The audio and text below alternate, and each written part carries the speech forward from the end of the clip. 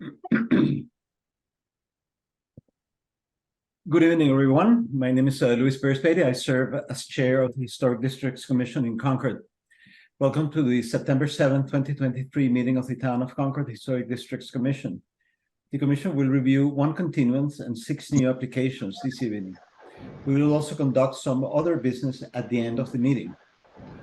We are conducting this meeting online in accordance to the Commonwealth of Massachusetts Executive Order suspending certain provisions of the open meeting law. The public may access this call through both telephone and video conferencing.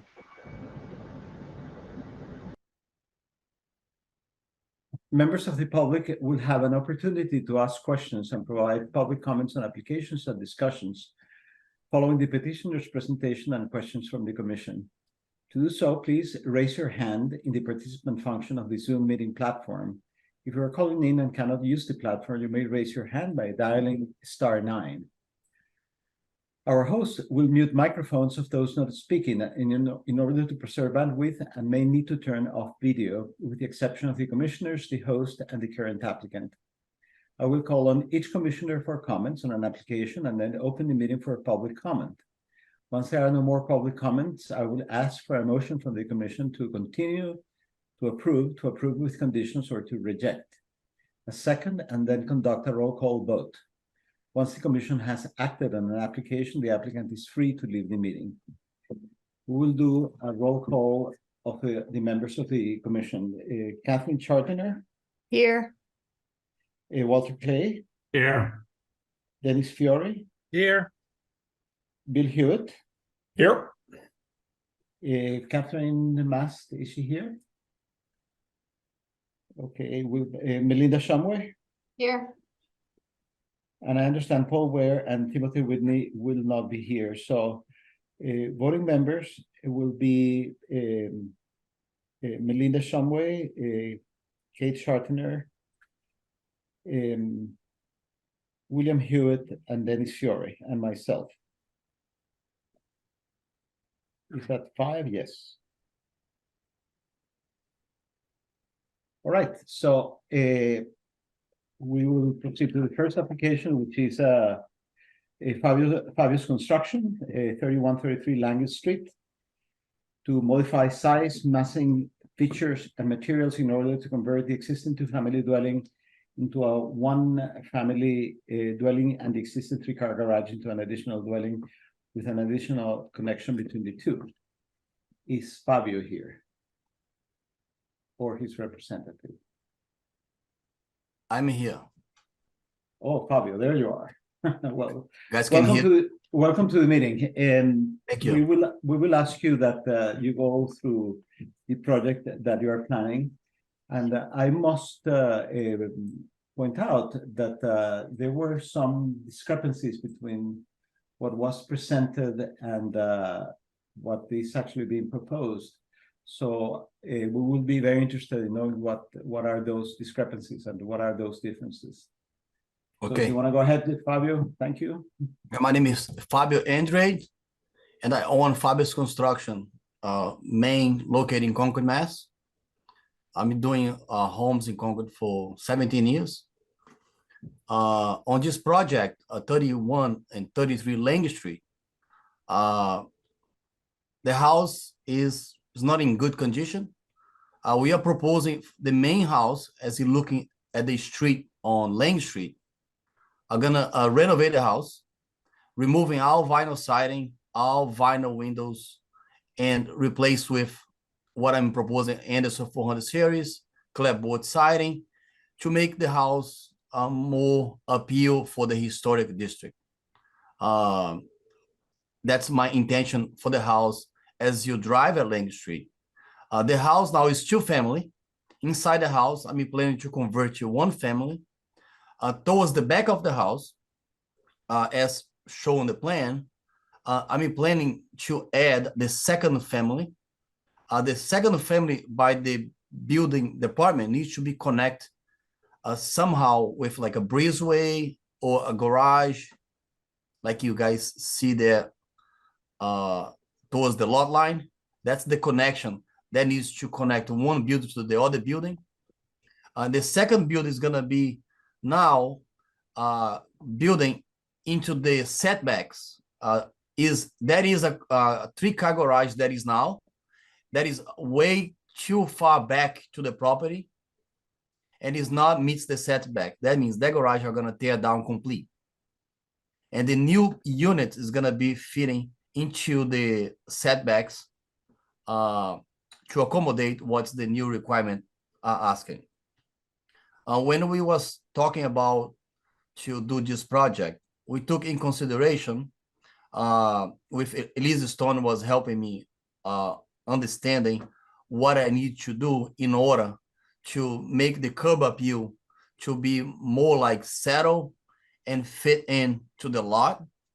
And as you look into the property was just done on the left side, the extended towards the back, that means whoever walks on Monument Street will not be able to see my unit as much because the unit already there is covering in is like a buffer to my unit. Well, when that garage is gone, my intention to do in that is landscaping to restore the area. And my new building on the back will not exceeding the building height that is on the front. I'm planning to keep it the same roofing height or maybe lower, and all the appearance what it is now. I don't know if you anybody on the board know I did a project on a 50 Monument Street a while back, and I got an award for the restoration of their house. And on this project, my intention is kind of the same thing. I'm planning to keep the square footage on the front of the house the same and make sure I can create some nice and good looking historical home. That is my plans for this project. Thank you very much, Fabio. I think that this is a big project, and I'm going to go ahead right away and ask members of the commission for comments. So let's start with Kate. My comments off the bat are, if the back is turned into an additional dwelling where the 3-car garage is, do you still abide by the FAR for that lot? Yes. You do? Yeah, the 3-car garage is gonna be tear down, and I'm gonna push the new addition to meet the FAR and also the requirements for the setbacks of the lot. Okay. I already went over this with Paul, and that's what how we create the plan with the square footage appropriate for the FAR. The house will be small. sorry. How big is the lot? Just out of curiosity, I didn't see that. I need to grab the plot plan in here. Okay, the lot is 14,967 square feet. It's a 0.34 acres, that lot. And the house on the front, when it's complete, is gonna be about, I have the square footage in here for that one. The front home now is about 3,000. When we're done with the front, will be like 2,300 square foot for the front home. Okay. And the home on the rear will be about 1,900. I'll be about 200 square feet less than the FAR requires. And no more garage anywhere or plans for one down the road? No more garage anywhere. Is no space for the garage. That's the reality for that lot. And also the square footage for the garage is counted for the FAR. If it's I change the plan to do a garage, we'll reduce the home like 600 square feet. And that was not like a way to go. Well, yeah, I won't comment on down the road, but other questions were, I'm Do you have any other renderings of the site with what you have proposed, just so I we can do get a have it. sense? I have, I think Luis showed this one here. If you can bring Mhm. the page to me, I'll explain when we put that on the screen, I can explain how to look at this plan. Oops. Yeah. I don't know, upside down. Okay, the Right. lot is a square on the front and towards the back does a little angle. Yep. Okay, this is a little coloring for the lot. That means Mhm. that's how the two units is gonna looks like on the lot. Over here, when you come from the street, from Lang Street, you're gonna come, this is gonna be the driveway for the people who's gonna live on the back. And the people who's gonna live on the front is gonna drive and park right here. That's more like how the lot is gonna operate. The Mhm. garage now is way back here. And when I Yeah. push this home towards the front and clear the rear of the house, that means I am now a little more compact together for the lot to create a little backyard for these people who is going to live on this unit. Mhm. That's one. The other one that I have, hold on a second. This is the plot plan. I think I have that in there. Yep, that's in there. I was wondering if you had any elevations drawn that would reflect The only elevation I have, I of the don't know if you existing guys house. have all this elevation here. Hold on a second. Don't we have these so we can see them Don't, better than? don't we have the elevation stand in the, yeah, Do we have that with, but that shows the garage too? I mean, that shows the new dwelling as well? And Then, Yes, shows the addition, the linkage. okay, I let me see if I can explain this. I think I can. The second page in here is the existing. Yeah, that one is the existing of the front home. Yeah, Okay. I'm just trying to get a sense of the lot There it is. with a sort of different angles of that with regards to lot. Okay. Anyway, I'll let my commissioners move on. I'm just wondering about the massing on this lot. So I'll see what my other commissioners have to say. Okay. Thank you. thank you Welcome. very much. Kathleen, Walter, comments? I'm concerned about massing it as well. I appreciate that. I am also concerned that the initial proposal that we got and that you referenced at the beginning, Lisa, is different from what is being proposed in the final one. It seems almost as if there are three different versions of this without any great clarity on it.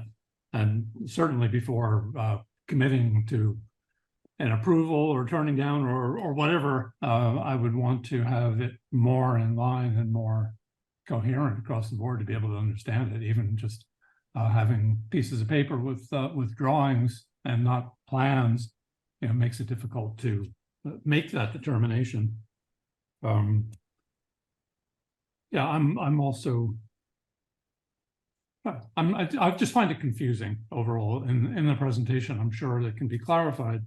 But at this point, I would be really hesitant to take too many steps forward without having quite a bit more clarity on everything from the heights involved to how it actually looks on the site in terms of its density and views from the other streets. I can go on, but I'll stop there. Thank you very much, Walter. Dennis? Well, I echo what Kate and Walter had to say, but particularly Walter, I found this very confusing. I couldn't understand what's going on here. And I just didn't have a clear feeling for it. The other thing is, and Anne, maybe you can clarify this. I know that there have been a number of projects, maybe not a number, a few, where there's this contrivance of a connection between the two buildings that's not there for any other reason than to only allow for a second dwelling on the site. And I thought we were doing away with that because that was something that was felt to be sort of a false way of dealing with creating two buildings but calling it one. And I don't see it this link does anything other than connect the two buildings. It has nothing to do with true, yeah. anything on the site. So Anne, could you clarify that? Excuse me, I'm actually not able to clarify that, but I can look into it with the building department and get clarification. I Yeah, think with MBTA communities, things will certainly change, but right now, this evidently is still, what's expected. I, That's I may be able, sorry, go ahead, Dennis. that's all I have to say at this point. I agree with Walter that we really need more clarity on what's going on here before I think we can go much further. Thank you very much, Dennis. As a matter of clarification, I think that what Dennis has been referring to is the fact that I think that there's the resolution from the town that doesn't allow to have a connecting structure between two different structures to make them a single one or something thereabouts, but we can look it up and I will convey to Anne which particular structure is involved so we can look it up and determine exactly what's going on there. Bill Hewitt. Yeah, I'll be real specific. What I'd like to see is renderings, elevation renderings from the public way. It's not clear to me from either the pictures or the rendering what is visible from Lang Street or other public ways. And I think in addition to the question of the basic question of the allowability of connecting the two, understanding what's visible and what's not visible is, I think, required. Thank you. Thanks very much, Bill. Melinda. This reminds me of the house on Main Street that we came across a number of years ago now. The yellow I still house. cringe every time I go by it. Anyway. So you know what I'm talking about. I Oh, always God. figured at some point the front house will buy the back house, but whatever. I will say there are some things I like about your plan. It's a perfect mother-in-law second, dwelling, without necessarily having them under your roof. You can't see if you really are saying you're only going to do 1,900 square feet in the second building. We probably wouldn't see it, at least from Lang Street. I do suspect we would see it from the public way. No, I said Monument Street, not Lang Street. You see for Lang I'm Street. sorry, I meant Lang. Yeah. Did I say Monument? No, you said Lang. Lang. Sorry. I like the fact that you are keeping a lot of the facade of the original home in place. I think that's, something that we would like to see. Obviously, you're no longer going to have the the double doors, one person on the right and left. But I liked what I saw in your plans. To what I mean, that may change, but for right now, I think that's good. But I still don't really get the connectivity thing, and so. It's not a tunnel and it's not roofed, right? What is it, just concrete from one building to the other? No, What that one, satisfies that? let's say that would be a shed for one side and a shed for the other side, or a storage area from each side.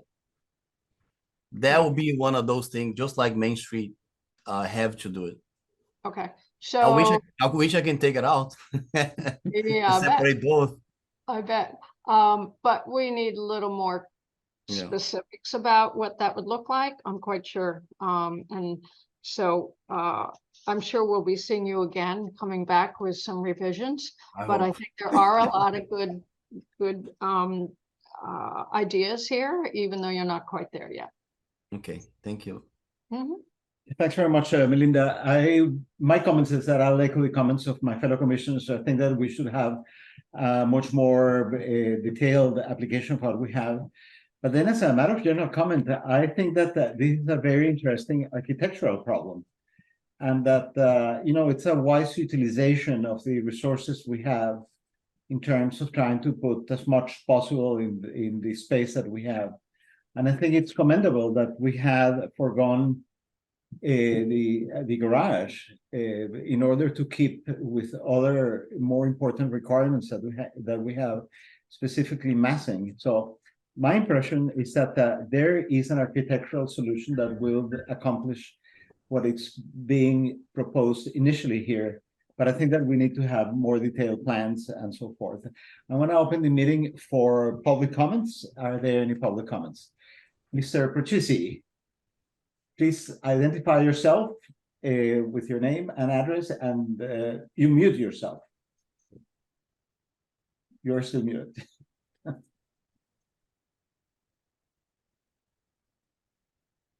Can we let Mr. Okay. Steve? Can you There you hear me? are. There, now Okay. we can hear. All right, this is Steve Persessi. I live across the street at 46 Lang Street. And there's a number of us on Lang Street right now that are very concerned about this property.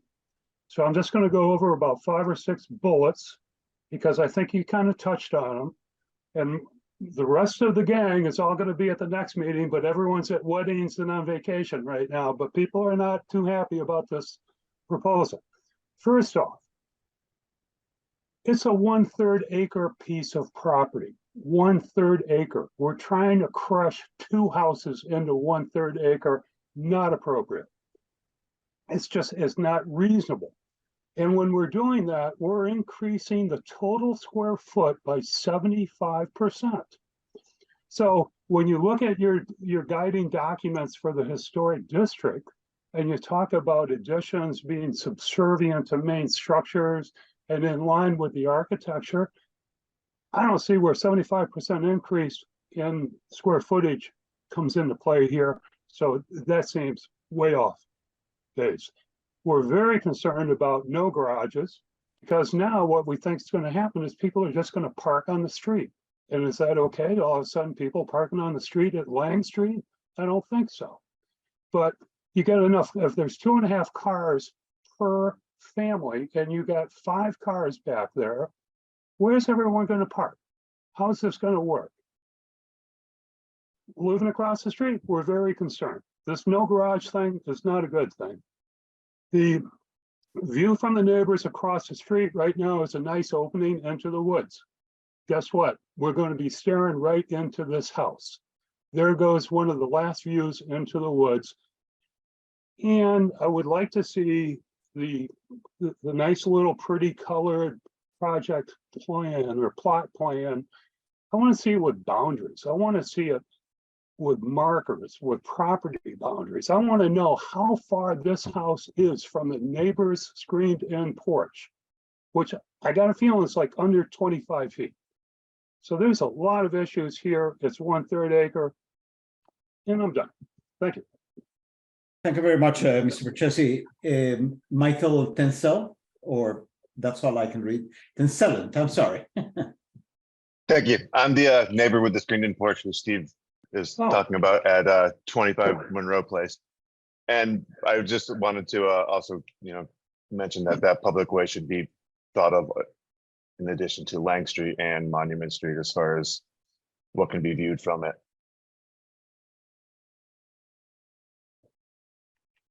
Thanks very much, Mr. Tencelent. Are there any more? All right, Surat Atias, who is there for Surat Atias?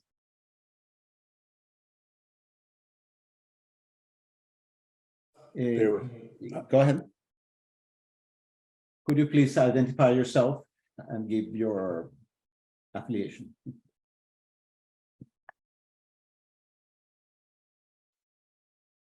Zoratias, you're muted.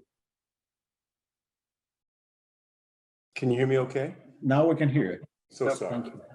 So my name is Zor Atias. I live at 29 Lexington Road, just a few houses from the flagpole in town. I've had the opportunity to be involved in several projects, either for homeowners or for renovation projects and such in the historic district. I've seen that connecting feature done several times. Most recently on Belknap Street at the Elbow, there was a house that had a separate outbuilding and then a principal residence, and they connected it in a really lovely way. So I think that's an architectural. There's a way to get a historic look out of that connecting feature that's being proposed. I also know Lang Street, very well. Most recently, there was a project right next door that I think turned out absolutely beautiful. There's been several renovations on the street. In fact, most of the houses on the street have had one form or another of renovation. I think when it comes to, the parking issue, I think, I agree, probably don't want to look at a bunch of cars from the street, but it seems like based on the plan, there's an area that's tucked away behind the primary house, the leading house that fronts on Lang Street. I think the current house that's there is, was owned by a professional landlord, and it's, vinyl sided, far from historic.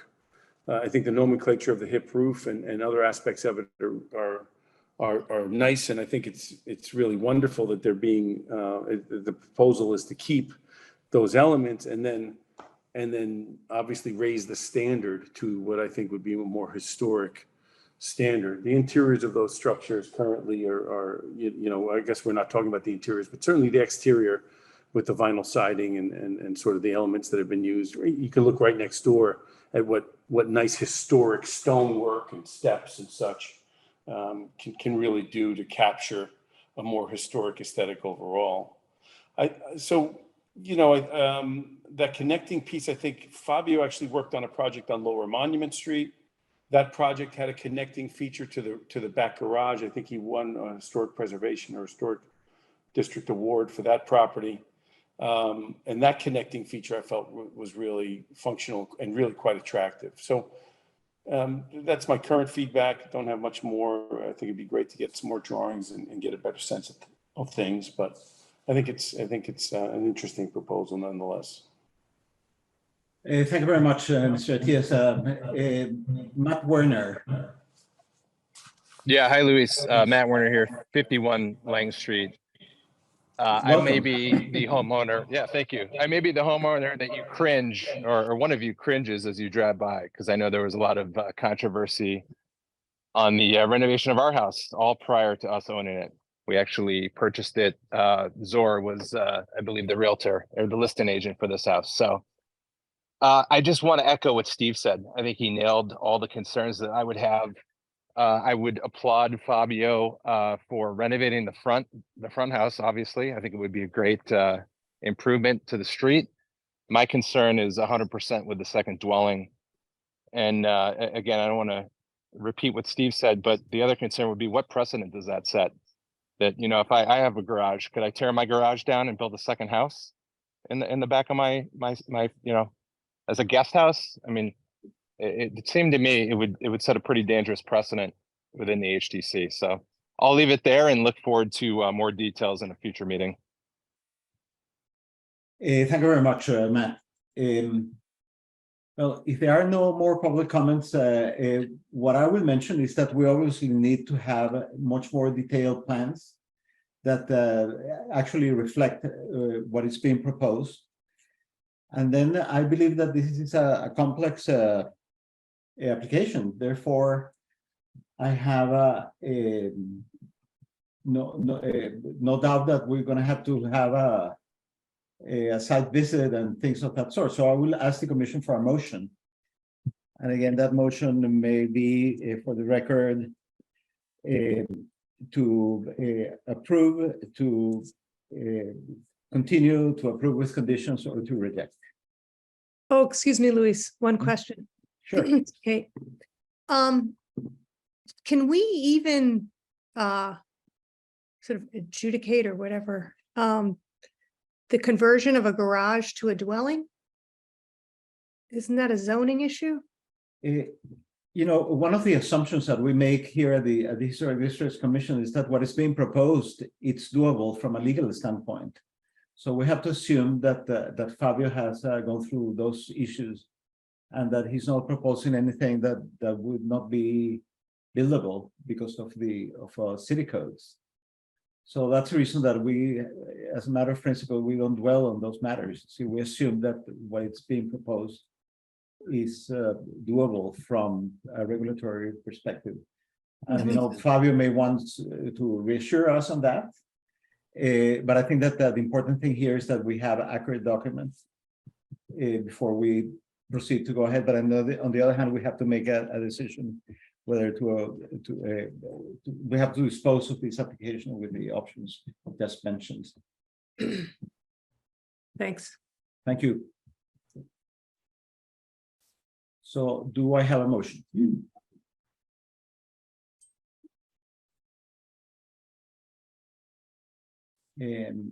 I cannot make the motion, so I'm gonna ask the commission for a motion to continue, to approve, to reject, or to approve. I'll move that we continue this pending receipt of a next generation of drawings and a site visit.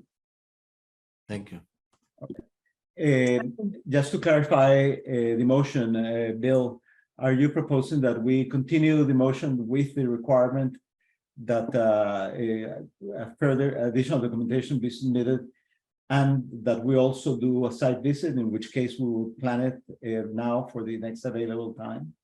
Yes, I at least my view is a site visit won't do us any good until we see sort of these full elevations that indicate public ways and things like that.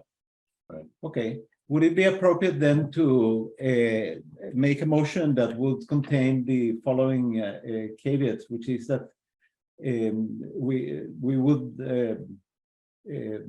move to continue the application and to do a site visit on a particular date, as long as current documents are submitted at least 1 week before the site visit. If the commission is agreeable with that, that would be one way to formulate it. That is consistent with what I was suggesting. Sorry, can I just chime in for a minute? Sure, go ahead. Right, so also we're missing the signature of the owner, so that's something that would need to be submitted as well. Okay. And just the fact that it's actually not a conversion, it is a demolition and a new structure. Yeah, the current house is two-family on the front. I think it was a wrong interpretation of tearing down the garage and used for a second unit. The current front house is two-family. Right, but it's not converting the garage, it's tearing. Yeah, we're not. We are tearing down just because it sits affecting the FHR, and also is not in the property boundaries line, the setbacks. Right, so there are a few issues that need to get straightened out. Well, thanks very much for that clarification. And I think that we have a fiduciary duty of trying to be as efficient as possible and to try to dispose of these applications as quickly as possible. So what I would suggest is that if we were going to do a site visit, that would take place on the 21st of September, which is the date of our next meeting. So I would suggest that the commission puts a requirement for a site visit on the 21st and a continuance to the 21st, that the correct documents be submitted, including the correct language, whether it is demolition or new construction or conversion, etc. And if that is agreeable to the rest of the members of the commission, then I would like to have a motion that captures those requirements.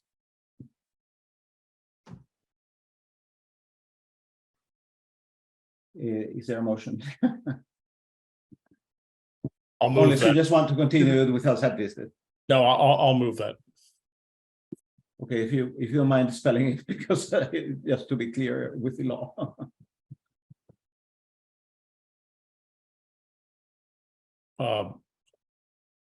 Maybe I didn't understand what's different from what I moved originally. Well, what we are going to, there are discrepancies with the language of the application. There's lack of signature, and there's discrepancy with the narrative and the plans presented. So we want all those discrepancies fixed 1 week before we do a site visit on September 21st. All right. Otherwise, we will postpone the site visit and the continuation.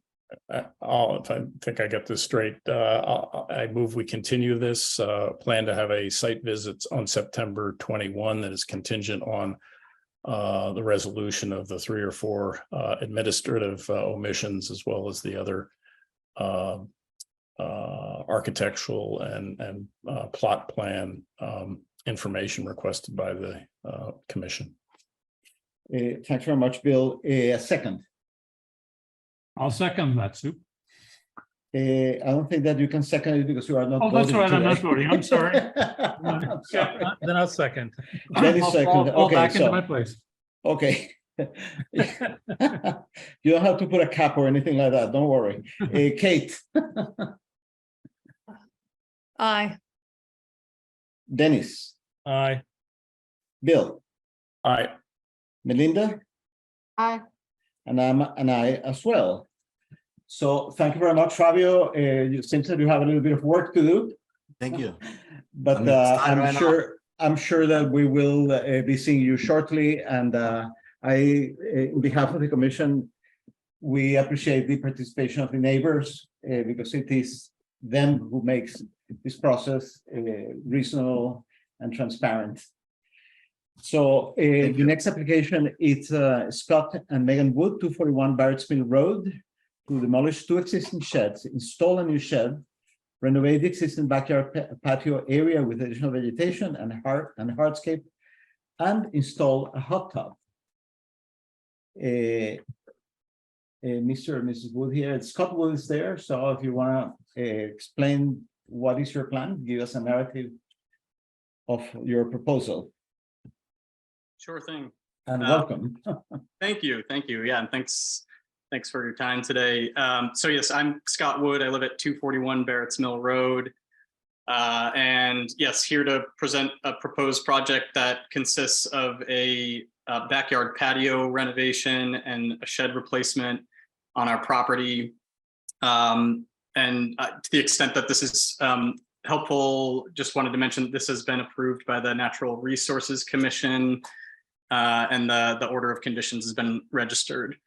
So I'll begin with a quick review of the proposed plans for the sheds. So there are currently 2 sheds on our property.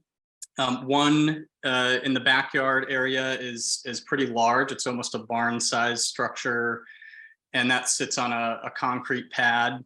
And the other is a smaller shed that's located closer to the road in the north. That would be the northwest of the property. And that sits on concrete blocks. Both of the sheds are, as you can probably see by the pictures, they're in pretty poor condition. The larger of the 2 is really in disrepair at this point. So what we'd like to do with those is to demolish both of the structures and install a single shed on the existing concrete pad in the backyard. This would be a smaller footprint shed that from what exists there currently. So our proposal is a 14-foot by 24-foot shed from Reed's Ferry. This is specifically their Grand Victorian A-frame style shed. You can see a kind of basic mock-up of that in the materials that we submitted. And the siding that we're proposing would be cedar clapboard, and the paint colors would be barn red and white trim. So those are the sheds. In addition to the shed project, we're also seeking input and approval on the renovation and improvement of our existing backyard patio area. So I've included the landscape and planting plans for that. And as you'll see, there's quite a bit of native vegetation plantings that are proposed here. So trees, shrubs, perennials, as well as a redesigned bluestone and brick patio. And you'll see a grill station that is about 10 feet long and will contain a built-in grill and have a fieldstone veneer. And then, yes, we also hope to install a hot tub, which would have a footprint of something less than 8 by 8 feet. We haven't selected the final product yet, but probably like a 7-foot by 7-foot hot tub. And this is something that we've been working closely with our landscape designer, Angie Verge Landscape Design. She's out of Carlisle, to make sure that this would be fully screened from public view with vegetation, including numerous tree plantings on the northeastern side of the property, in addition to evergreen plum yew plantings around the hot tub itself, which would effectively serve as a green wall, if you will. And we included a little rendering that she put together to sort of show what that might look like from, you know, the road side, to give a sense of that screening. I think that about covers it. Angie was going to join us here, but she wasn't able to. So I'd be happy to answer whatever questions you might have, but thanks for your time. Thank you very much, Mr. Wood. I'm going to ask members of the commission for comments, and I will start with Melinda. The only thing I couldn't get, and your design is obviously very thorough, and most of the things we wouldn't even have purview over, but I couldn't really tell. You're not on a corner there, are you, on Burnt's Mill? Are you? No. Okay. No. So it's just your neighbors on either side. Yeah, that's right. So on the, yes, that's right. And nobody's even from behind you going to see the shed, correct? Correct. The Assabet River does run behind our house, but it's, you know, a couple 100 yards behind our house, and there's quite a bit of tree line between the two. So actually, in the documentation, I included a little video that shows sort of the walk from the river to the back of the property, so you can get a sense of, you know, what spacing is there. And then on either side of our property, we don't really have neighbors for quite a way. So the Concord Land Conservation Trust is on the eastern side of the property, and then Spencer Brook and some other land is on the other side. I have to admit, I missed the video. I'll have to go back and look. It's riveting. But I think it looks like a nice plan, and I have no problems with that. Thank you, Melinda. Bill Hewitt. Yeah, like Melinda, the plans, particularly the landscape plans and material selection for screening is really quite well done. Thank you. I'll assume that the only public way visibility is the street, although if those are land trust lands, then they might also qualify as public ways. My only question actually is the architectural appropriateness of the cupola on the shed. Your plot plan shows the narrow end of that Reed's Ferry shed facing the street, and I assume it would be visible from the street based on the plan. It's just not clear to me that cupola is consistent with the style of the house or even the style of the shed, but that would be my only comment. Thank you. Thanks very much, Bill. Dennis. Ann, can you clarify the view shed that we're concerned about? Is it the river, is it the conservation land, or just the street?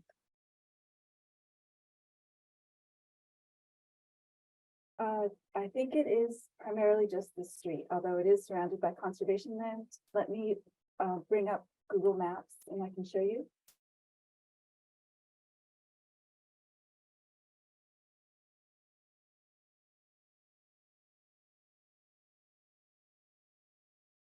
So here's the shed in front.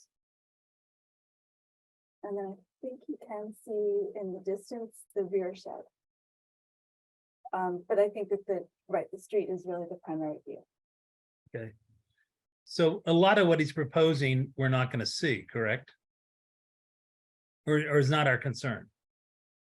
The hot tub side is, and then the new shed is, correct? Right. Yes, I would say the hot tub and the shed. Okay. No. My only I go by this all the time because I live around the corner, and I don't have any huge questions. I agree with everybody. That's a well done plan, and the screening seems appropriate. We're always concerned that if the screening dies, then you get to see the hot tub. But I guess we trust you to replant if that would happen.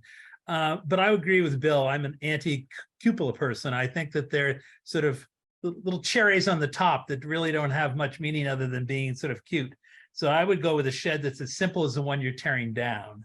Something very plain and simple and not too fancy at all.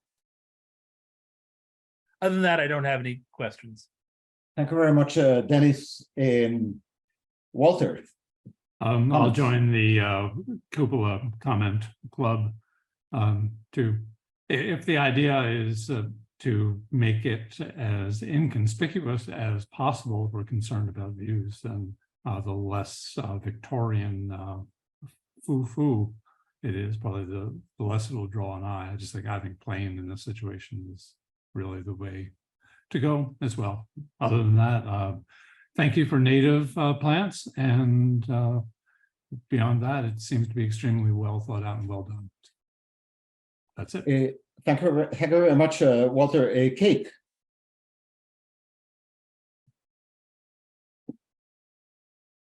Oops, we lost her.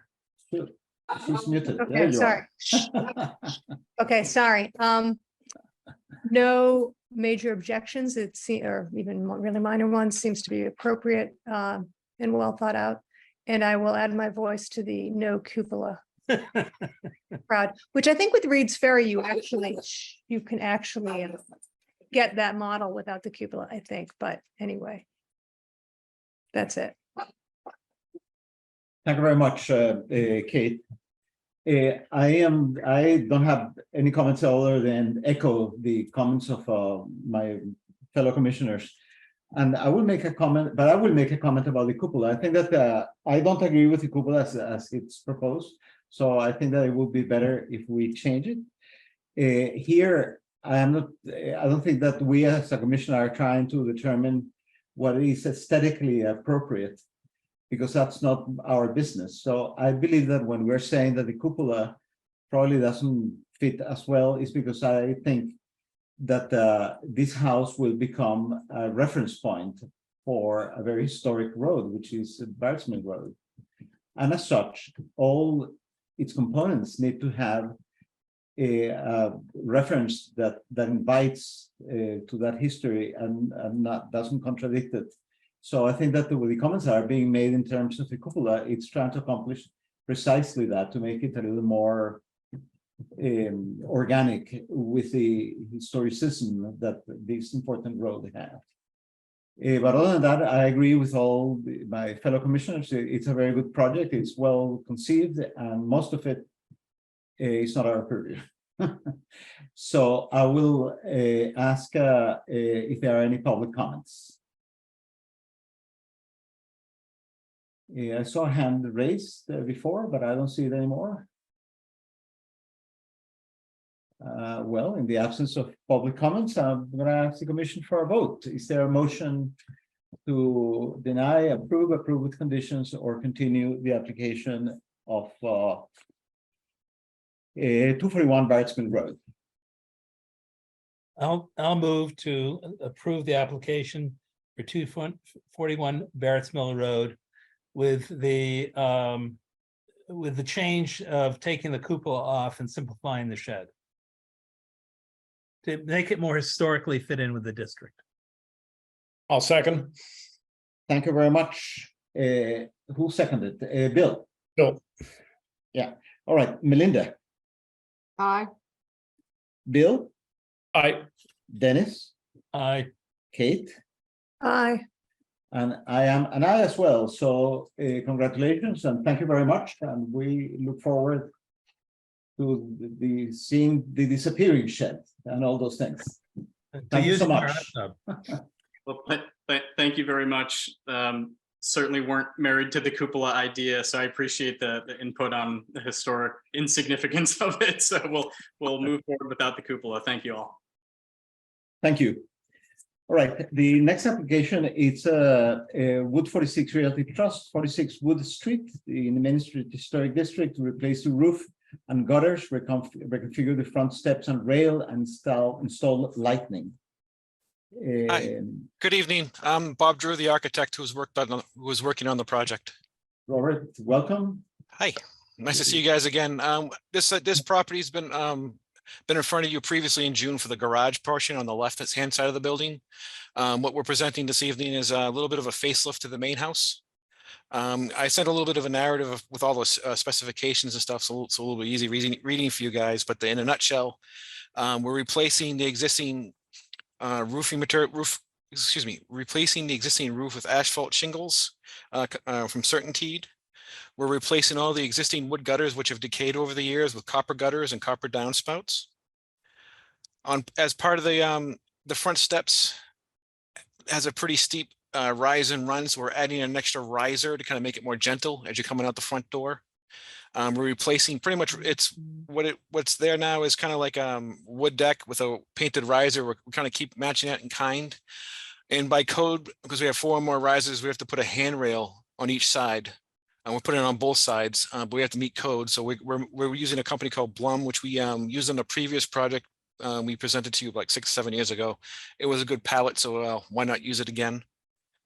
And it also is part of a little bit of the facelift to the left and right of the front door. We're replacing these old sconce lights with a newer model. Not a big project, but a little bit of a semi facelift to the house, give it a little more life. Happy to dive into the specifications and any other details you guys want to ask. As always, feel free. Thank you very much. Well, let's start with Melinda then. I have a question because here it says gutters and you haven't said a word about gutters, have you? Copper gutters, yes. Sorry about that if I went too fast on you, but it's copper gutters. We're kind of replacing. It's wood there now. It's all kind of rotted away. It's gonna be custom gutters to kind of match the profile that's there. Nope. I have no other questions. Thank you. Thanks very much, Melinda. Bill. I have no questions. Dennis. Do you have a cut sheet on the, I don't remember seeing it on the light? Yes. The light picture? It was probably at the back of the package. It was rightfully named Paul Revere crossbar wall mount lantern. Okay, I don't see that in a Victorian house, but I don't, and it's gonna have sheeted glass, right?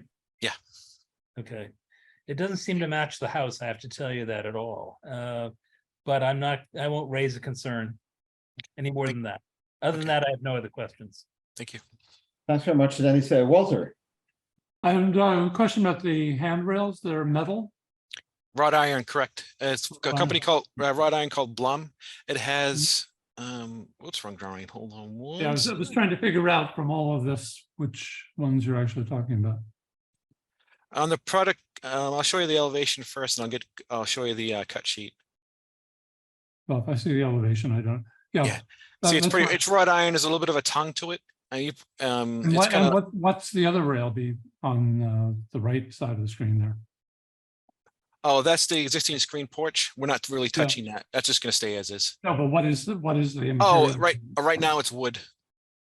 Yeah, because when I look at this, the new metal, I understand why you're doing it, but the new metal looks to me to be inconsequential given the massing of the house, I guess. And if the idea is to sort of make it disappear, I can understand that. But yeah, what's there now is kind of it was probably long before code, but see, it's nothing there now. But by code, if we didn't have to, we wouldn't have done it, but we have to be code, so we want to make sure it's kind of nice, dress it up a little bit as Sure. I understand that. I'm looking at the style of the house overall, as Dennis was referencing in a way. And the existing rail that's there, and the the wrought iron, it just seems to me to be smaller in scale than you might consider for balancing out, and that's in reference to the historic period of the house. It looks to my eye, that rail looks like it's something that was tacked on rather than being organic with the scale and the architecture of the house. The other thing I would say, I agree with what Dennis is saying about the Paul Revere lights, and it's the same argument there, which is you have the side lights on the door, magnificent. I love the style of the house, but those lights don't look to me to again be of the period of the house. And if we're talking about the historic consistency of all this, and again, like Dennis, I'm not going to say, oh no, you can't do this because of that, but I would no, I understand. Thank you. I'd consider whether there was something else that you all found as pleasant that was a little more in keeping. So that's what I have to say. Thank you.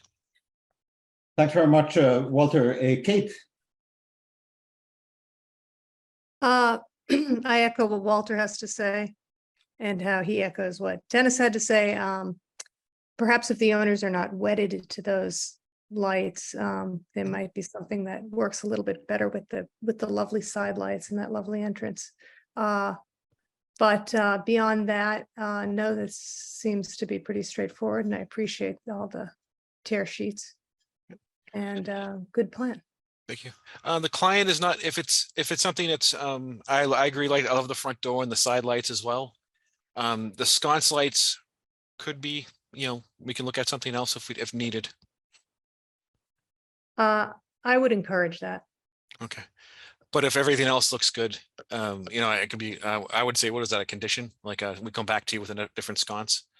Yes. Is that what that would be the process here? Okay. Yes. Happy to look. We're actually working on a project on 41 Monument Street. We were looking at other options too. So, Okay. so we can we can talk to the client about looking in another direction where it could complement the house in the front door. I think so. Lights are hard. What's that? Lights are hard. Oh, Jeepers. Yeah, absolutely. I know enough to be All right. dangerous. You have any other comments, Kate? Oh, wait, and I assume, Robert, they've got to be dark sky compliant, even though there's covering over them. And okay. Absolutely. It can come up on past projects with you guys. So That's it. Thank you very much, Catherine. I echo the comments of Walter and Kate. I also think that the wrought iron handrails may be improved in terms of making them more of a historic reference. And I entirely agree with the issue of the lights. And we can address that after we hear the public comments, but I think overall that the proposal is very good, the design is very good. So I don't think that we have substantial objections to any part of it. Are there any public comments on the application of a Wood 46 Wood Street? Okay, so I will ask the commission for a motion, and the commission has the prerogative of putting as a restriction that the lights will be changed, and that would imply that the applicant will have to come back. I don't know if we can do this administratively and with an additional option for the lights, or in fact submit another application. I don't know what's the most correct way to go. And do you have any? Can I mention something, Louis? 41 Monument Street. If you remember the porch edition we did, at the beginning of last year, we didn't have sconce selected, but part of the conditions was to come back to you, which we are going to do soon, about coming back to you with the sconces. So like the rest of the project was approved with the exception of the sconces. I don't know if that's the same process here. Well, it's exactly the same process. So thank you for clarifying. Sorry, going by memory. I'm sorry. I'm not trying to tell you what to do. I just wanted to have some official pronouncements on the subject. So you agree with what Mr. Drew said, and correct? Yes, that's right. Okay, very good.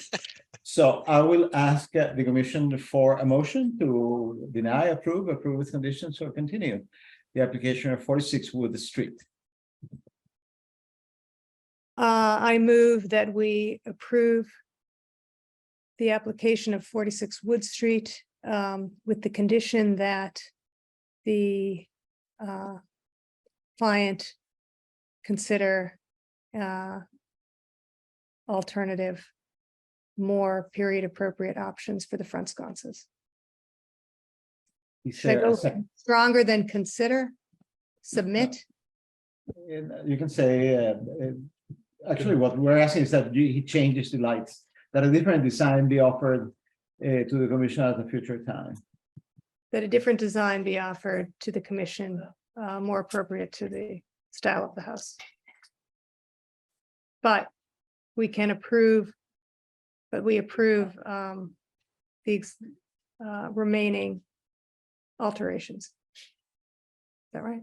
let's rephrase it as we move to approve the application as presented, with the exception of the lights in the front porch. We will be considered at a later time.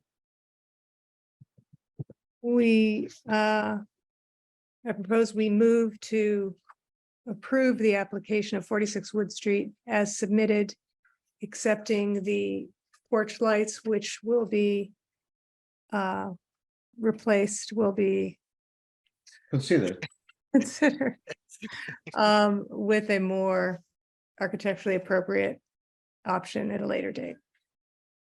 Is there a second? Melinda seconded. Okay, so I'm gonna go for a vote. Melinda, Aye.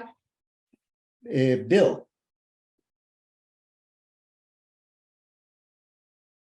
Bill, you're okay. You said yes, right? Yes. Okay. Yes. Dennis, Aye. Kate, Aye. and I'm an aye as well. So congratulations. Thank you, guys. Well, we'll see you soon. And thank you very much as always. Good to see you all. All right, the next application, it's Concord Academy, 166 Main Street.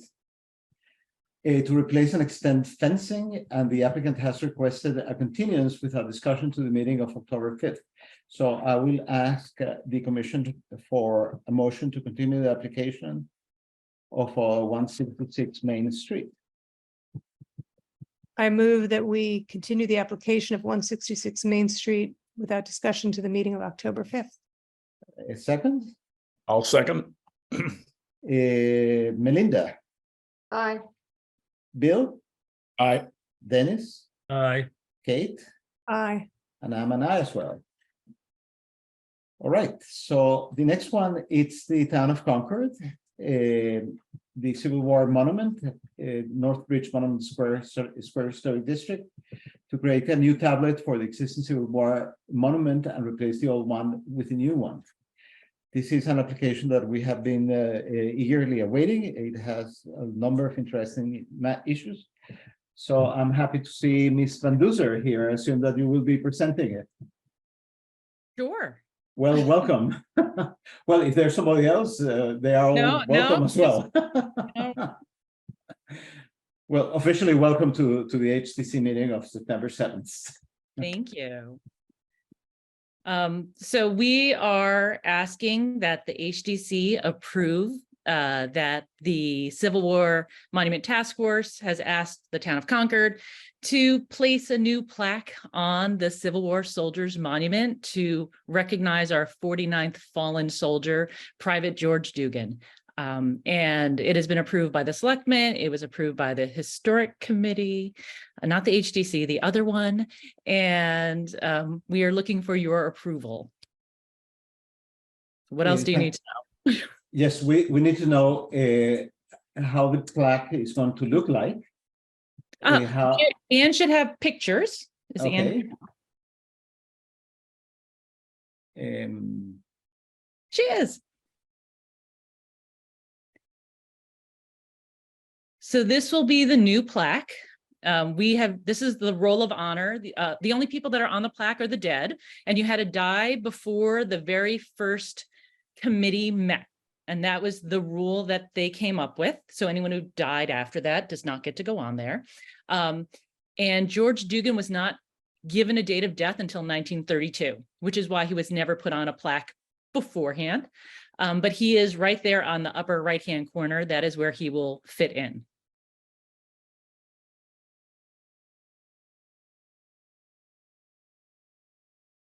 And this is the current plaque. It's been outside for 155 winters. They have not been kind. So the new plaque will more or less be the same as the old plaque. We have tried to get as close to this font as possible. And it will be created by a fine art foundry. There are standards from the Secretary of the Interior, and what we are going to do is have a date stamped on after this has been cast. And it will be the date that it is cast. so that people know that this is a current new plaque and that something was added to it. It is not an original. Thanks very much, Beth. Could you give us a little bit of the history of the plaque in terms of how many names were there when its first iteration and the second? I understand there have been certainly 2, maybe 3. This will be the 4th plaque. So there have been 3 plaques before. There have been 3. Yep. So we have March 18, 1867. We have 32 names were engraved on the bronze plaque, and Dugan was not one of them. Then the town changed out the plaque in 1883 and in 1915. The 1883 committee added, I believe, 12 names, and then it was 5 names in, so if my math is right, that should add up to 48. And then we will add 1 more name. And the official date will be 2023 or 2024, or even Well, 2025? it all depends on if you say yes tonight or not. It will be, there is a 6-month, there could be up to 6 months wait for the plaque. So it could be 2023, but it might be 2024. Okay. No pressure. No pressure. Okay. Well, let's open this matter to discussion. I will mention that I think that we consider this matter more than a year and a half ago, or at least a year and a half ago, maybe even more than that. And there has been a lot of discussion around the town, and I believe that that discussion has reflected the enormous concern that we express and the responsibility that we have adjudicated to ourselves to be historically correct and historically fair. And it's a very positive matter that we are adding the name of George Washington Dugan. So the matters of discussion has been whether there must be, or there should be, or whether there's a need to present additional nuances to the service of George Washington Dugan and the fact that he's being added to the plaque in 2025. So I will ask the members of the commission, having said that, because I think that that's one of the matters that we're discussing. I believe that it's a very important matter. So I'll start with Kate. Can I interject real quickly? Sure. So on the information that I sent Anne, the 1915 committee specifically said we should not select people out and do anything special on plaques. And the quote is, "We therefore feel that considerations of military justice and proprietary and the exercise of a true chivalric spirit toward the memory of each and all of those whose names we inscribe on this memorial call for an order of arrangement that omits the feature of distinctive place for distinctive service. And we further believe that herein we pay tribute to the spirit and the ideals by which they would have desired the record to be governed." So we're just going to follow the protocol. Our committee met yesterday that the other committees have done before us. And I want to recognize that you have taken the time to have the complete quote, because I think that this is the essence of the matter, you see, whether in which direction we want to go. And I think that it's very important. It's very important that it be discussed and be mentioned, and that we make a decision one way or the other, because whatever decision we make, it's not going to be exactly perfect, but it's going to be the most accurate and the one that reflects the reality of what we were, what we are, and what we want to be. And those are 3 essential components of our American history. And that's something that we're trying to invoke and preserve when we consider applications such as these. So I'm going to start with Dennis for comments. Yes, I think this is such a much needed and a much better proposal than the add-on one that you originally had, which that was never our committee, by the way. That was before we were created. So that was over 2 years ago. Okay. Anyway, this is much better. I think it's great, and I have no problems with it. Just one question: what do you do with the old plaque? Yeah, I wondered that too. In the past, were sold back for money. Ah, they're sort of historical artifacts. I don't Yeah. think that's a good idea. The but- museum doesn't want it, according to David Wood. And maybe the sign museum would want it, but you would have to explain why, like what the issue is. So I don't know I think it's a double-edged sword, right? You could keep it somewhere, but then you have to explain why you're keeping this artifact that's not historically accurate. But in the past, they did sell them back and they melted them down and the town got a couple bucks out of it. Yeah, I have no strong feeling about it, but it does document it as a before and after. Yeah, absolutely. No further questions.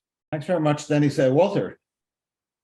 To address what I think you're saying, Luis, in the spirit of maintaining historic integrity, having it honor what had come before in terms of the decisions of how it was being done, while an incomplete, perhaps, resolution of all the issues at hand, I think may be the best overall.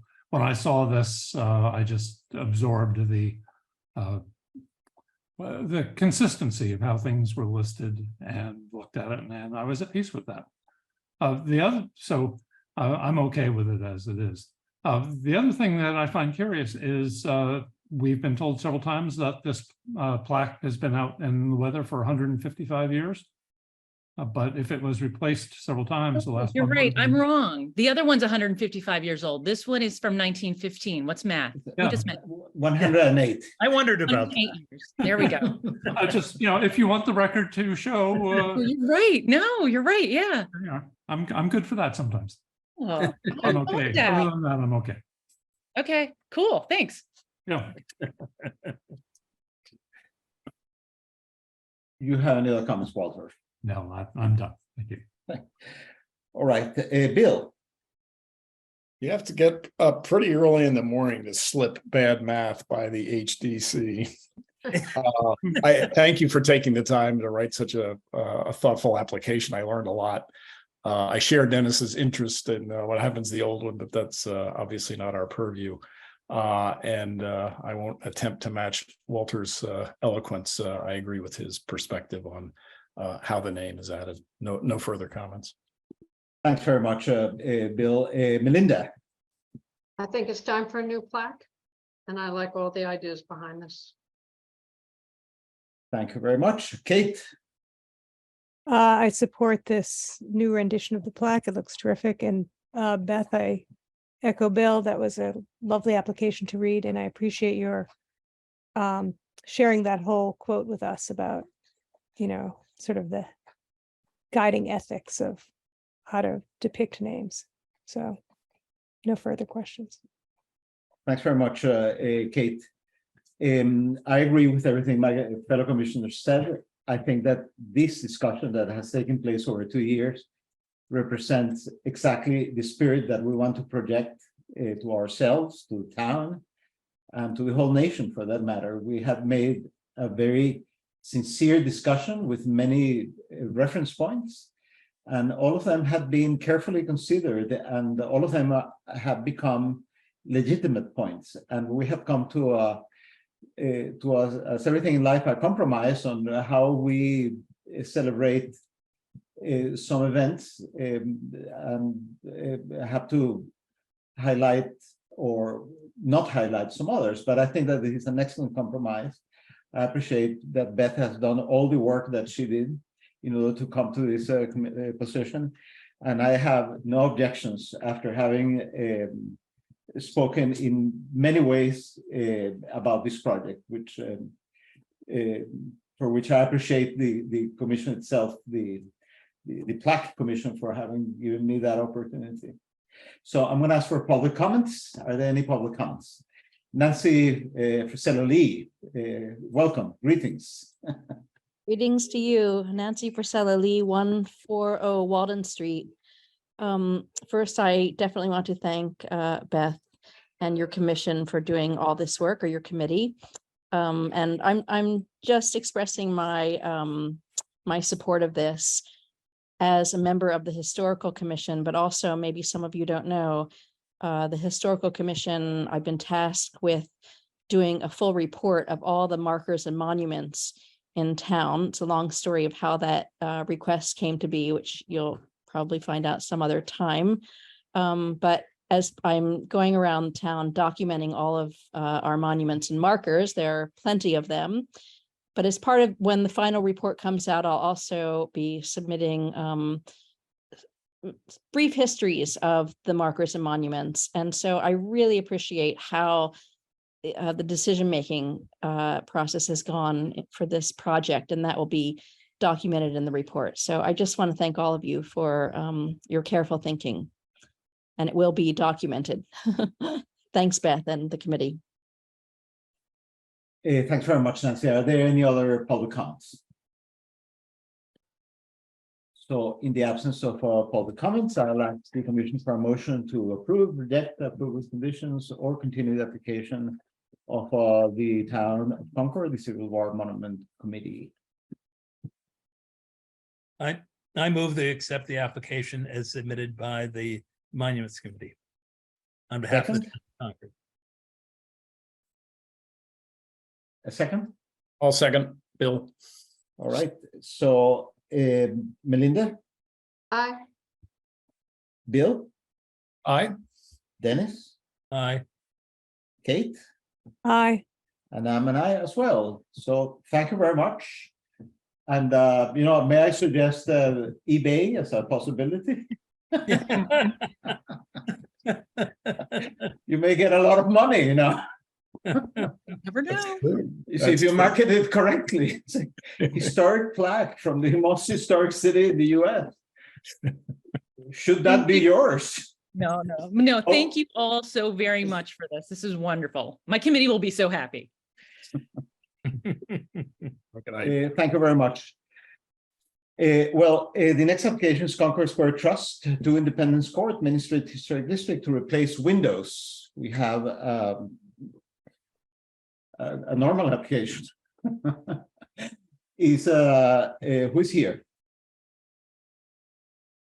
Mr. Drew from Battle Architects. I'm here actually. Oh, you are there. I'm sorry. It's okay. So okay, Spalding, welcome. Thank you.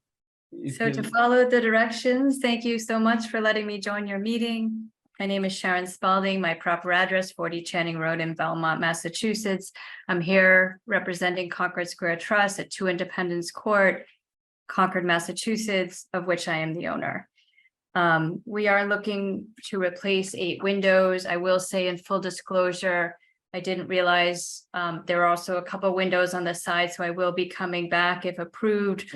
That's on the 2nd floor for a couple more windows. So I didn't present all the windows that need replacing. That was my mistake. We're looking to have Anderson 400 series Woodwright windows. I can go back and explain those more properly. They're very similar, I believe, to the windows at the Vanderhoof building, complete window units. I'm not sure if this is of interest to you all, but we would replace the sills with Douglas fir, replace casings with prime treated pine. And also with these windows, we can get them in a dark green material. They come in a dark green material. We'll be wanting to match the existing color. So this is the building. This is the back of the building at 2 Independence Court. For anyone that's unfamiliar, you'd be more likely to recognize the front of the building, which is, look, there you go, Lacoste Gallery. Yeah. The Anderson Woodwright, it's a traditional wood interior and a Fibrex material, which basically protects the exterior. And again, I believe the Vanderhoof building, I think that's 1 Main Street, perhaps. Anyway, that I believe are similar. They'd be 6/6 windows, double hung 6/6 windows. So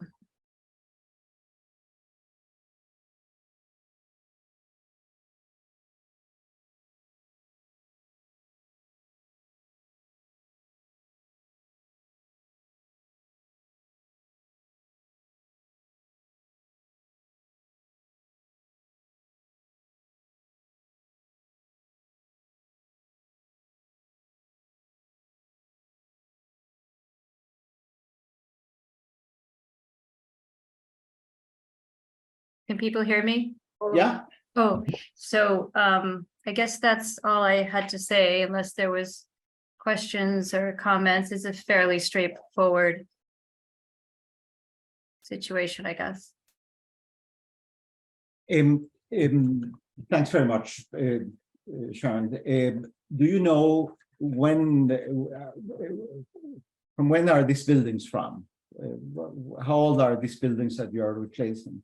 So that's a really good question, and a question that's of constant interest. So we actually own the buildings also around the corner. That includes Camellas, includes Sarah Campbell, includes 15 Walden Street.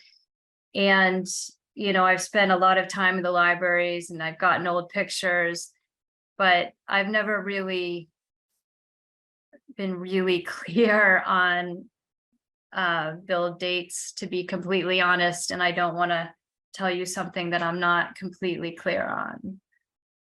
So, Okay, do you think that what's the age of the building itself? you know, I just wish I knew. I could try to do more research and come back another time, but I don't, you know, we've always tried to search for that. Even the Camellas building, when we were renovating it, we found it was amazing. It had been a grocery store, and we met somebody that had lived above, and, you know, we've always had these wonderful anecdotes, but never had a concrete age.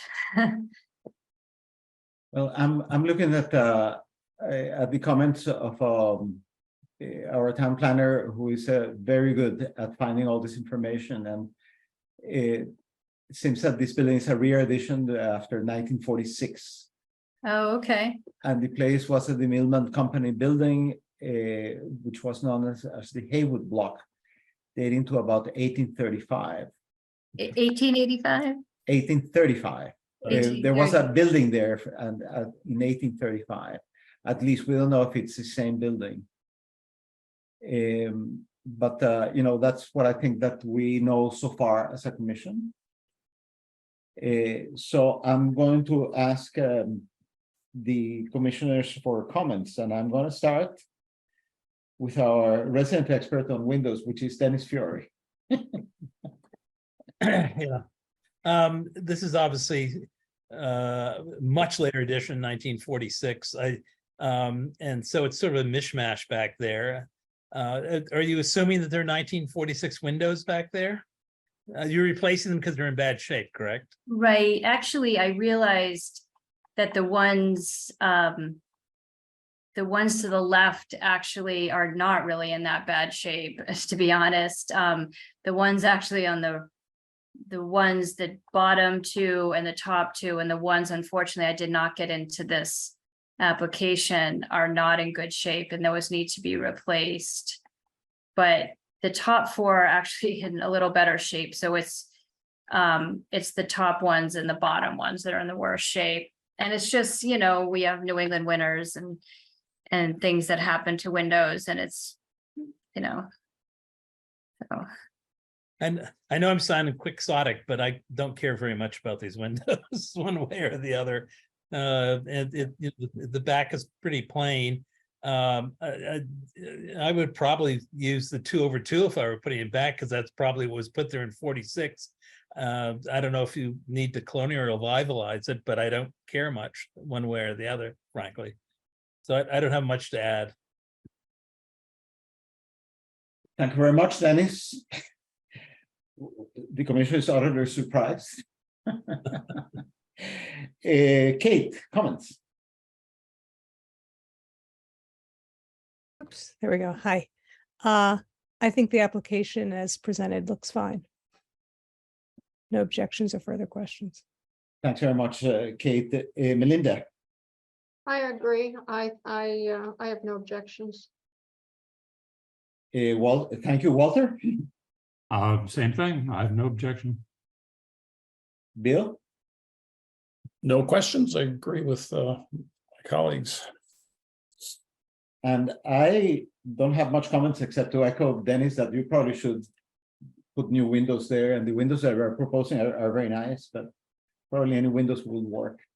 But we'll accept the application as submitted. Are there any public comments about the application of Independence Court? If there are no public comments, I'll ask the commission for a motion to deny, approve with conditions, or continue the application to Independence Court. I move that we vote to accept the application as submitted. Second, I'll second it. thank you. Melinda, Aye. Bill, Aye. Dennis, Aye. Kate, Aye. and I as well. So thank you very much. Thank you very much. Thank you for your time and talent. Take care. Appreciate it. Well, there's one continued public hearing, which is Jonathan Kai's 91 Liberty Street, the North Bridge Monument Square Historic District, to demolish and remove the existing double barn structure, and the applicant has requested that this application be withdrawn without prejudice. So I'll ask the commission for a motion to withdraw the application of 91 Liberty Street without prejudice. Can you provide more information on why this is happening? I have none. Maybe Ms. Clifford knows. You have any reason? You know anything, Anne? Hi, yes, the applicant, he's been coming before the commission and has come before them several times. He's hired a company that is shoring up the barns and clearing out the barns. And so, that work is still in process. He's still evaluating what he wants to do, and rather than continue this indefinitely, he thought it would make more sense to just withdraw the application and then reapply when he has a better sense of what he actually does intend to do. A question of clarification, and maybe I've got this wrong. Can you resubmit for exactly the same thing? I thought that you couldn't, if you submitted, is that only if you were turned down, or can you, if you submitted then withdraw, can you submit the same application again? I think so. I think it's only if it's. No, I have become familiar with that part of the law and the rules and regulations, and the only time when that applies is when an application has been denied. Okay. And then a second application comes in, and that second application is essentially similar to the one that was denied, in which case we are, according to the law, we have the right to not consider the second application if it's the same as the first one. But in this case, it's that simple withdrawal. Okay. Where the applicant has clarification. Thank you.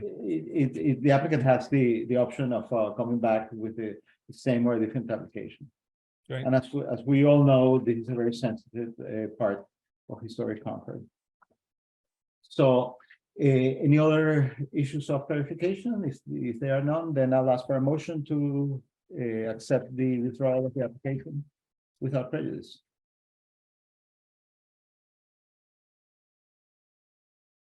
Bill, you want that one? Sure. I shouldn't, though. I'm recused as an Oh, abutter. okay, all right, and then I'll do it. I forgot. I vote that we move to accept the withdrawal of the application without prejudice for 91 Liberty Street as submitted. And I will clarify that as Bill Hewitt is an abutter, he has recused himself for consideration of this application. So Walter Clay is being appointed as a voting member for this application. So is there a second? I'll second. Excellent. Sweet justice. Melinda, Aye. Dennis, Aye. Walter, Aye. Kate, Aye. and I'm an aye as well. So the application is withdrawn without the prejudice. Now we have some other business, which is the Concord Museum that wants to have some signage replacement. Who's here from the Concord Museum? Miss Krasner, you are muted. Mr. Chairman, I'd like to recuse myself on this one as well. Thank you. All right, so we keep Mr. Clay in the, but there's not a voting here. There's only a discussion, so. Well, thank you so much. Welcome, Lisa. Good to see you. Good to see you. Thank you so much for having me tonight. And as you said, this is more just discussion. We have filed an application, but we're really here tonight for any feedback. And we'll be bringing this back onto the October 5th meeting to you.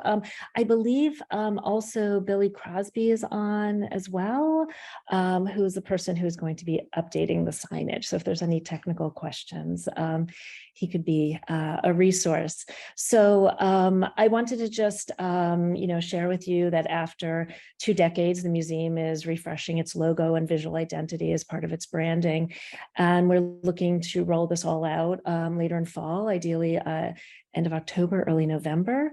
It really reflects a decade-long transformation of the museum in terms of our Capitol building project, our new education center, our 16 new galleries, our new storage space. So this is a bit of a culmination of those things. The museum recently adopted a new 5-year strategic plan, and this is one of the first initiatives of that plan.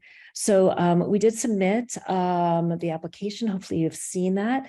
I have also, if you would like, I want to be very respectful of everybody's time. I know it's 8:30 at night. I do have like a 5-minute or so PowerPoint. I could sort of take you through that at lightning speed on the rebrand if you like.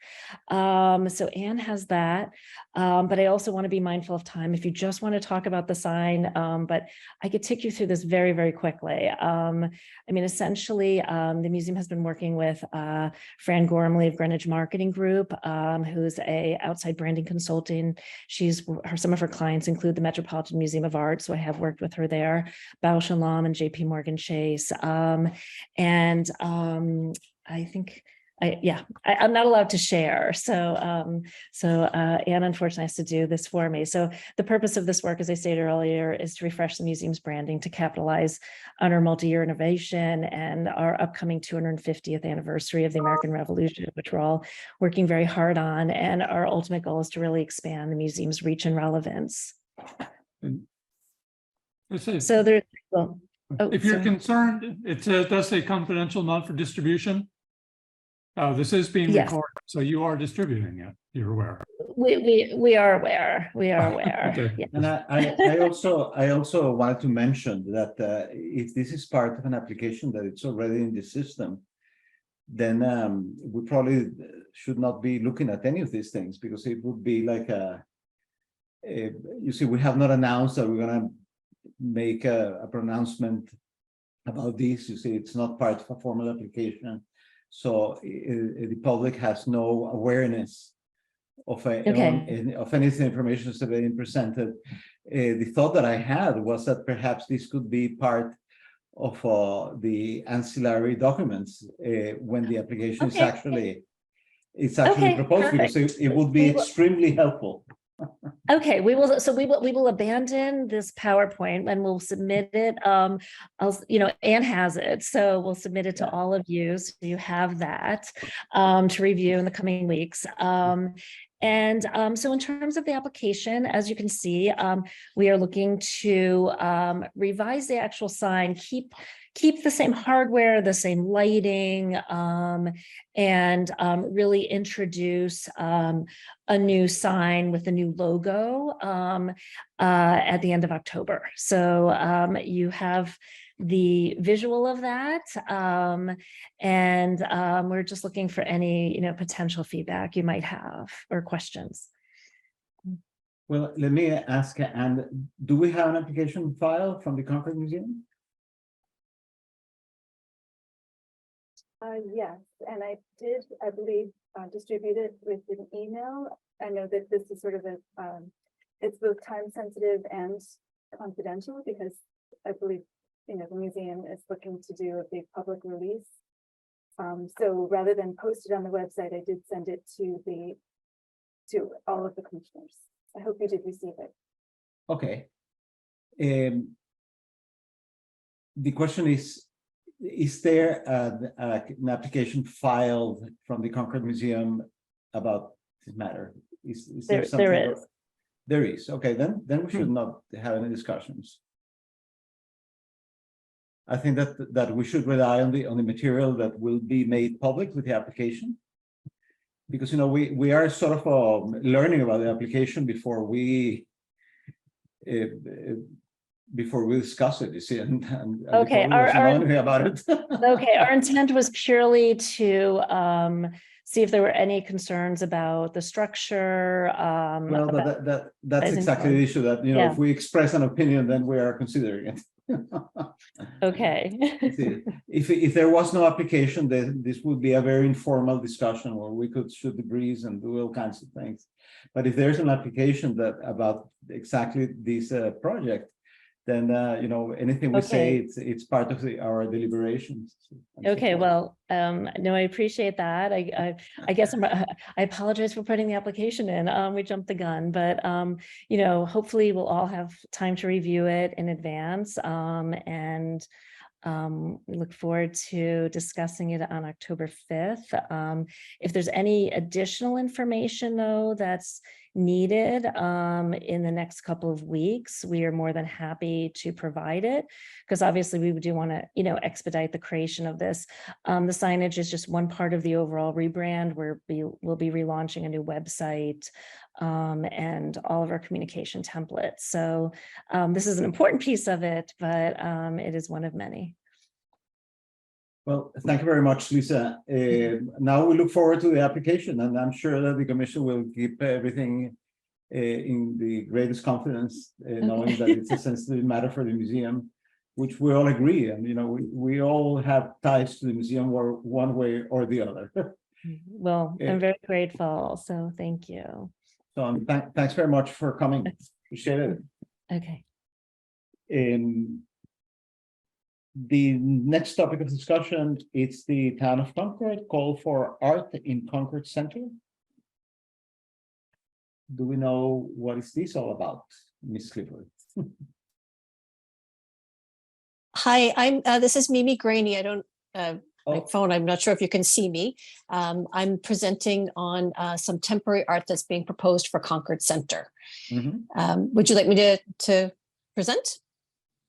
Yeah, keep in mind that this is just an informational type of presentation. We can say ooh ah, but we're not going to make any. Well, we may express our opinions. So go ahead, please. So this is a project that's funded through the Metropolitan, the Metropolitan Area Planning Council and the New England Foundation for the Arts, program called Making It Public. And the intention is to develop the skills among municipal staff to facilitate public art. And the program actually has two components. One is for the staff, and the other one is to open up opportunities for especially artists of color to do public art. So there's a sort of two training tracks. So for Concord, several staff submitted an application and received this award. And the kind of concept that we've developed is for a project that would be based at parcel 1693, which is the site of the former Middlesex Hotel. I shared with Anne a map in case folks aren't familiar with the site is, but I suspect you all know it well. And the idea is to do a piece of temporary art. So the idea is to do a call for artists this fall and make it really open-ended about what kind of medium, what type of approach, and to invite artists from any kind of style and medium to submit ideas. A committee would then narrow that down to about 4 to 6. And then those ideas would be presented in sort of like a science fair type event at the townhouse in February. And we get a chance for the community to kind of weigh in on those in different ways. And then the committee would select the final design sometime in March. We'd contract, and then the artist would have the next summer of 2024 to execute the vision, and it would be installed sometime in the fall. In terms of the timeline, we're it's pretty open. We're wanting to kind of hit the tourist season. So it could be as short as a day, it could be as long as 2.5 months.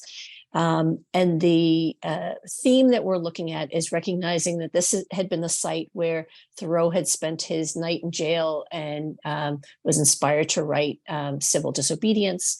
And we're also recognizing that the permanent memorial of the 250th committee is looking at the site also.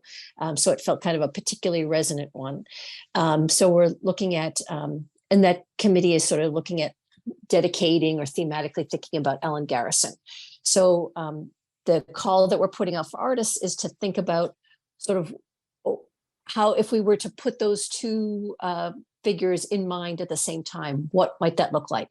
Either creatively imagining a conversation between them, a mashup, what are the things they have in common? What are the things that have that they contrast, and basically inviting artists to represent that. So it could be anything from a little hut for people to write letters. It could be a lighting installation. It could be reenactors. We're not quite sure what it's going to be, but wanted to, Anne recommended that I come and let you all know about this project being in the works. And we're hoping to start gathering kind of diverse group of people to be on this review committee to work with us as we refine the call to artists and then start sifting through the applications.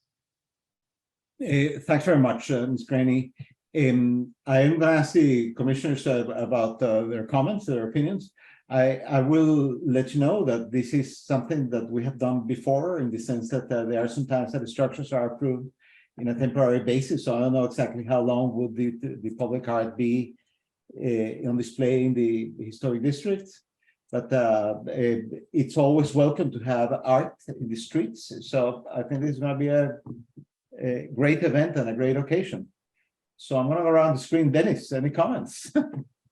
When you say temporary, how long is temporary? So we're really going to be doing that in conversation with the artists, depending on what kind of medium that they're working in. So it could be as short as a one-off event, or it could be a temporary structure on the site, as long as 2.5 months. But most likely it's probably going to be about 6 weeks. We're wanting basically the approach is that they have to leave the site the same way as they found it. But the 250th committee is sort of looking at potentially being ready to start working on the permanent memorial immediately afterwards. So we'll see whether that might dovetail in some way or another. But the intention is to leave the site as is after their installation. Yeah, I have no questions about using the site for this. It's sort of an awkward situation because you have a committee who's going to choose the art. So I'd hate to be in a position of turning down the art at some point. But since it's temporary, I don't have any problem with this. Thank you, Dennis. Walter, you have any comments? Yeah, I can't help but think that Burning Man was supposed to leave the site as they found it. Public art, I'm all in favor. In fact, my daughter's involved with New York City on a high level on all this. So bring it on. I'm excited about the possibility. The potential, I should say, not the possibility.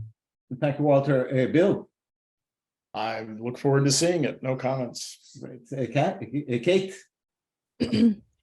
No comments. I think our only concern when Sam Durant exhibited at the Old Manse about 7 years ago was because of that site. You know, the land was impacted with, archaeological significance, but I don't think we have that issue here. So look forward to it. Thank you, Kate. Melinda? I just think it'd be fun if we could also be judges. But at any rate, no, I think it's fine. Not me. I think it's going to be fun. We're going to see what happens. And, it's only 2.5 months. And in that site, probably they cannot do anything.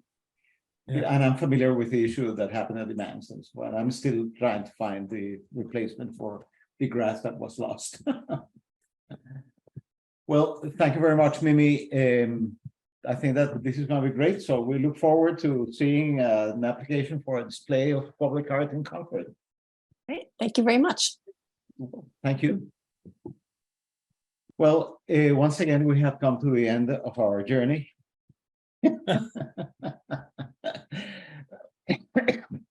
I was going to quote Click and Clack, the Tapper Brothers, but I don't remember the exact words, so I rather ask for a motion to adjourn unless somebody has anything else to discuss.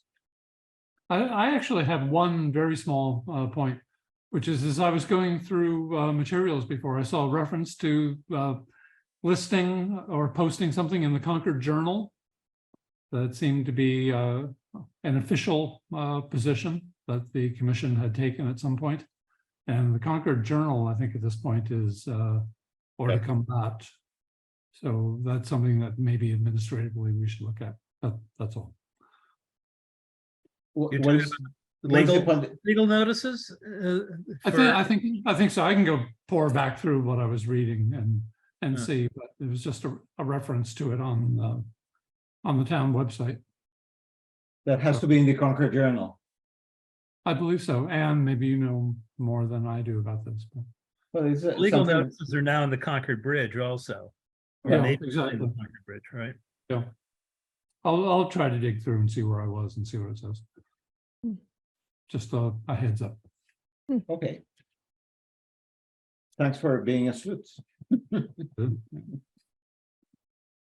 So, if there are no other comments or discussions, I'll ask for a motion to adjourn.